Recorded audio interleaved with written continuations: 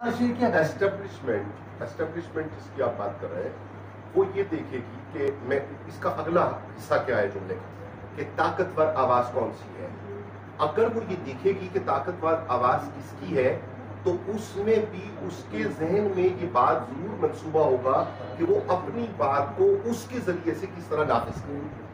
آپ یہ کہنا چاہ رہے ہیں یا ہم یہ کہنا چاہ رہے ہیں یا ہم یہ سمجھ رہے ہیں طاقتور آواز ہر سے ان کے اوپر طاقت ہے. ہم رجوع لائیں گے اس بات کو اسلام کی ابتدائی دور سے کہ عالمی طاقتیں کون سی تھیں, مکہ کریم کی صورتحال کیا تھی, مدینہ طیبہ کی صورتحال کیا تھی, اور وہ کون سی طاقت تھی جو آج بھی الہامی طاقت کے طور پہ آقا کریم صلی اللہ علیہ وآلہ وسلم کی آل پاک کے ذریعہ سے امت مسلمہ کی پیٹھ پہ ہے.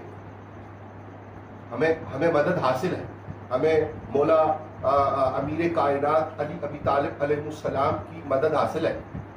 سوال یہ پیدا ہوتا ہے کہ آپ کی مدد حاصل کرنے کے لیے وہ کون سا کرائٹیریا ہو, جیسے لیلۃ القدر اس عشرے میں بھی ہوگی, لیکن ہم میں سے کتنے لوگ ایسے ہوں گے جو اس کا مشاہدہ کر سکیں گے. ظاہر ہے کہ مشاہدہ کے لیے جس طاقت کی, جس نظر کی اور جس ذہنی طاقت کی ضرورت ہے وہ طاقت ہم میں سے کتنے لوگوں نے ڈیولپ کر لی. مثلا اخفا ہے, وہ بیدار نہیں ہے, اخفا ہی بیدار نہیں ہے تو اخفا تو بات کی بات ہے, لاؤڈ کی منزل ہی نہیں ہے میرے پاس.